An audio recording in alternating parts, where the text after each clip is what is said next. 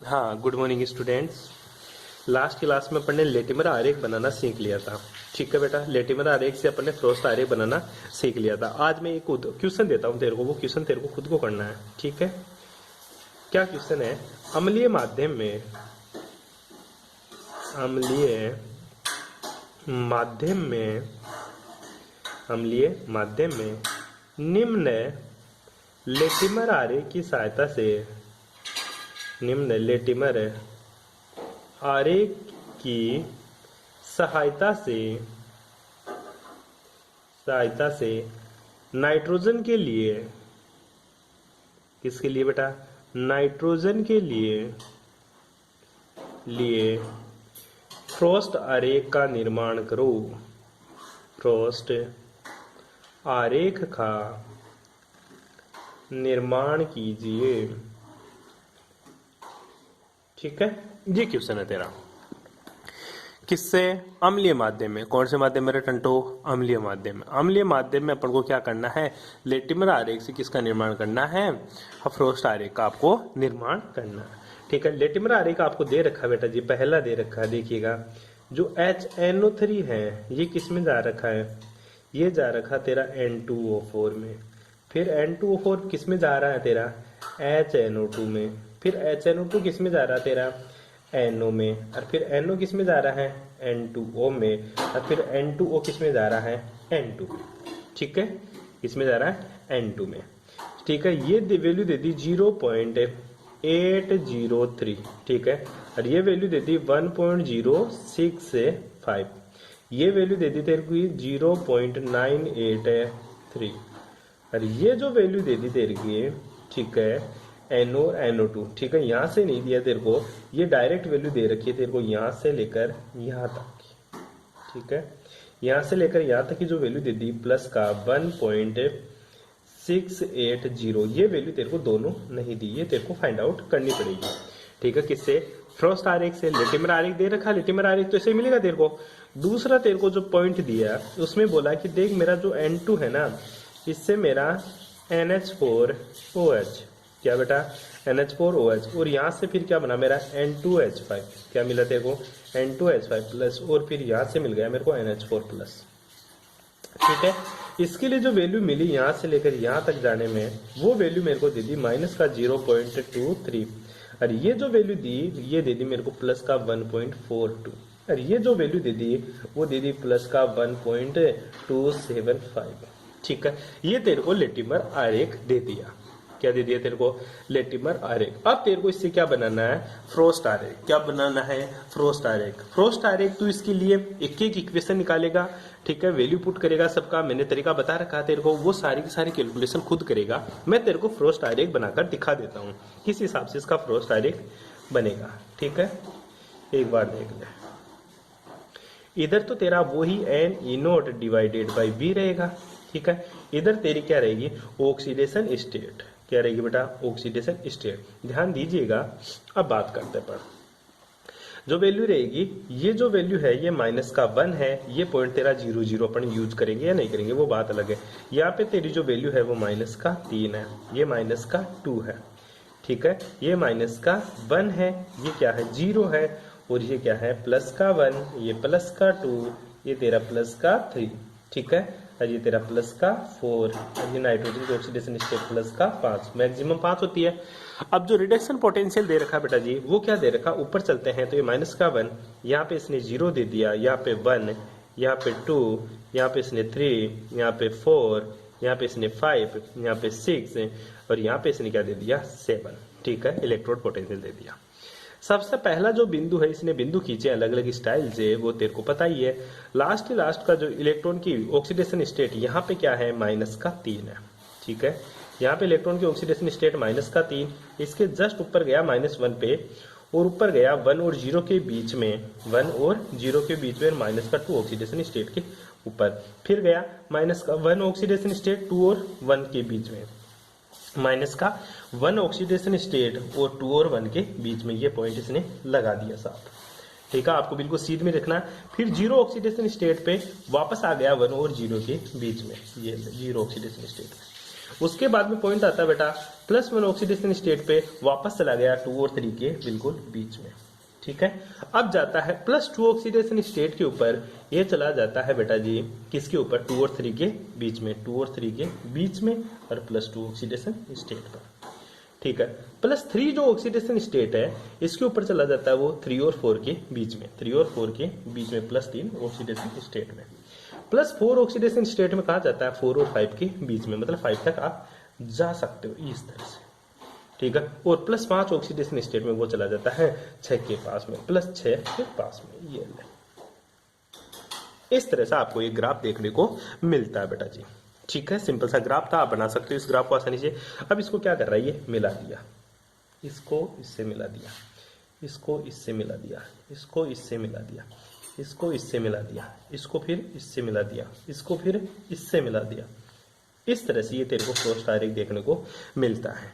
हर एक चीज लिख ले कौन सी जगह क्या है, ठीक है। ये 0 के ऊपर बेटा यहाँ पे ध्यान रखना तेरा नाइट्रोजन है, क्या है, नाइट्रोजन है, ठीक है।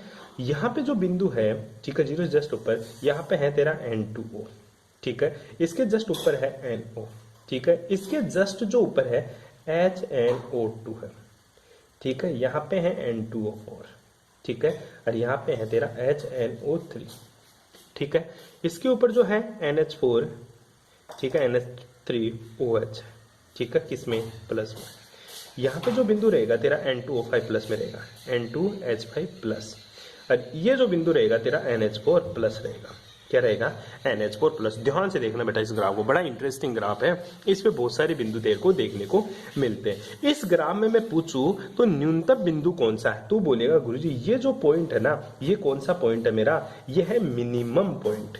कौन सा है, मिनिमम पॉइंट, मिनिमम पॉइंट, ठीक है, न्यूनतम बिंदु। मैं पूछूं इस ग्राफ में उच्चतम बिंदु कौन सा है, तो तू बोलेगा ये है गुरुजी, ठीक है, मैक्सिमम पॉइंट, मैक्सिमम पॉइंट, ठीक है। इस ग्राफ में मैं पूछूं तेरे को, ठीक है, ये तो मिनिमम पॉइंट है, ये तेरा क्या है, मैक्सिमम पॉइंट। मैं पूछूं इसमें कि अवतल बिंदु कौन सा है, अवतल का मतलब होता है कॉनकेव पॉइंट्स। कौन सा बेटा, कॉनकेव। ध्यान देना कक्षा 10 में पढ़ता आ रहा था तू, एक तो अवतल दर्पण, एक क्या पढ़ता था तू, उत्तल। ये तो उत्तल पढ़ा करता था, उभरा हुआ, ठीक है, उत्तल मतलब ऊपर की ओर। अवतल क्या होता था, धसा हुआ, मतलब नीचे की ओर, ठीक है।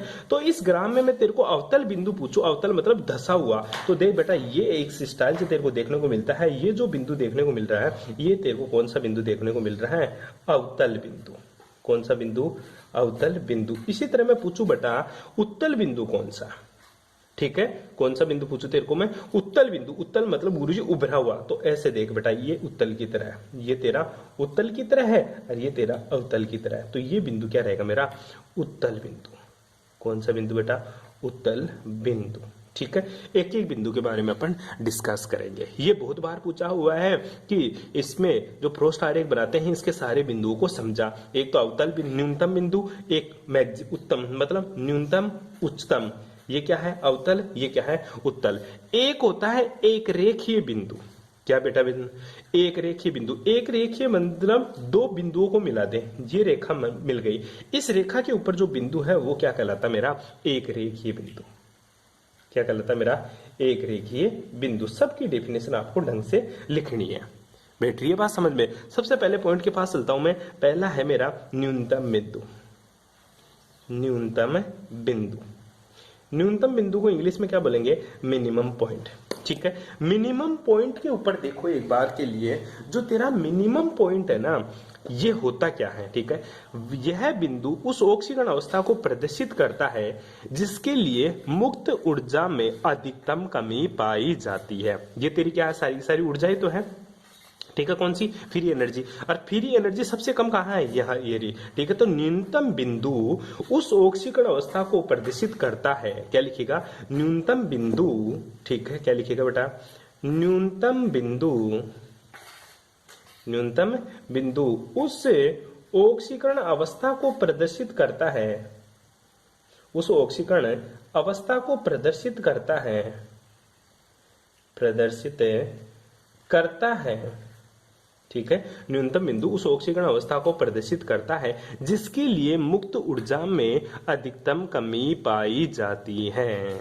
ठीक है, जिसके लिए मुक्त ऊर्जा में क्या होती है, अधिकतम कमी पाई जाती है। मैं पॉइंट्स आपको दिखा देता हूं बुक्स में, एज इट इज थ्योरी यही छापनी आपको। क्या लिखोगे, न्यूनतम बिंदु उस बिंदु ऑक्सीकरण अवस्था को प्रदर्शित करता है जिसके लिए मुक्त ऊर्जा में अधिकतम कमी पाई जाती है। एज इट इज लाइन आपको क्या करनी है, छापनी है। क्या करनी है, छापनी है। ठीक है, इसलिए यह ऑक्सीकरण अवस्था सर्वाधिक क्या होती है, स्थायी होती है। अगर किसी को नहीं दिख रहा तो मैं बोल रहा हूं, एज इट इज छाप ले, पाउज कर करके एक एक लाइन को लिख ले। क्या लिखेगा, न्यूनतम बिंदु में वह बिंदु उस ऑक्सीकरण अवस्था को प्रदर्शित करता है जिसके लिए मुक्त ऊर्जा में अधिकतम कमी पाई जाती है, इसलिए यह ऑक्सीकरण अवस्था सर्वाधिक स्थायी होती है। लिख लिया यहां तक, यहां तक किसी को कोई प्रॉब्लम? ठीक है, अब देख ले चित्र में। ठीक है, -3 अवस्था वाला बिंदु, यहां से लिखिएगा उदाहरण के लिए, -3 अवस्था वाला बिंदु न्यूनतम बिंदु है। इस कारण नाइट्रोजन की सभी ऑक्सीकरण अवस्थाओं में नाइट्रोजन की -3 ऑक्सीकरण अवस्था सबसे ज्यादा स्थायी होती है। बस ये बात आपको लिखनी है। मैं दोबारा नहीं बोल रहा, पाउज करके पीछे की लाइन ध्यान से सुन ले। उच्चतम बिंदु, उच्चतम बिंदु किसी को बोलते हैं। ठीक है, ध्यान से दे लेना। इस ऑक्सीकरण अवस्था का इस बिंदु पर ऑक्सीकरण अवस्था का सबसे कम स्थायित्व होता है।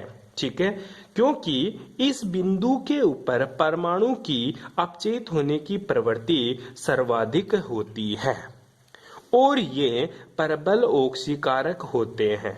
आई बात समझ में? बस ये याद रखना, ध्यान देना, यहाँ पे प्लस सबसे ज्यादा ऑक्सीडेशन स्टेट ऊपर मिलेगी आपको, +5 है।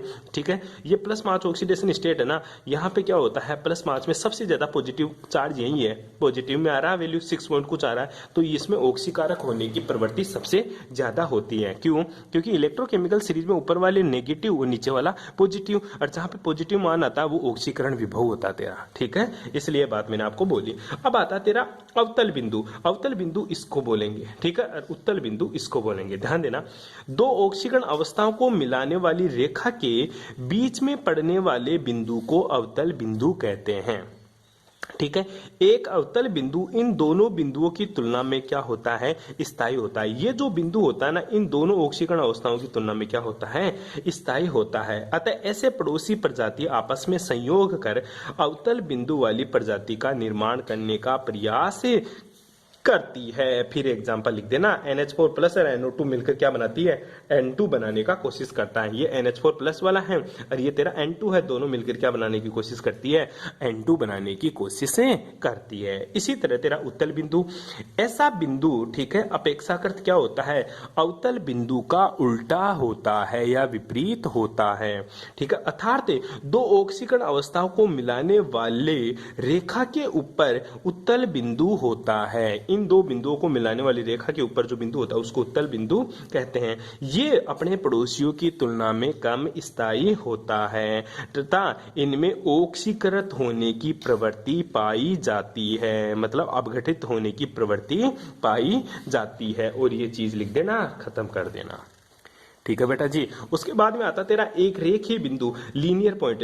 दो बिंदुओं पर एक सरल रेखा का निर्माण करते हैं तो इन बिंदुओं को प्रदर्शित करने वाली प्रजाति द्वारा निर्मित अर्ध अभिक्रिया का मानक अपचयन विभव भी उस रेखा के ढाल के समान होता है। रेखा का जितना अधिक धनीय ढाल होगा, प्रजाति की उतनी ही अधिक ऑक्सीकरण अवस्था या ऑक्सीकारक शक्ति होती है। ठीक है, और ऋणात्मक ढाल होने पर उसकी अपचायक शक्ति में वृद्धि होती है। ठीक है, अगर स्लोप पॉजिटिव है, ढाल पॉजिटिव है, ठीक है, जैसे ऊपर जाएंगे तो स्लोप क्या आ रहा है, पॉजिटिव, तो इसकी क्या होगी, इसकी ऑक्सीकारक शक्ति अधिक होगी। अगर स्लोप नेगेटिव है तो उसकी रिड्यूसिंग पावर, मतलब अपचायक शक्ति ज्यादा होती है। बस ये बात आपको लिखनी होती है। इस चैप्टर को आपको खत्म करना है। प्रोबेक्स डायग्राम आपकी बिल्कुल नहीं है, आपको बिल्कुल भी नहीं पढ़ना। फिर पढ़ना क्या है बेटा, एक चीज जो बार बार दे रखा है, तत्वों के निष्कर्षण के सिद्धांत। क्या है?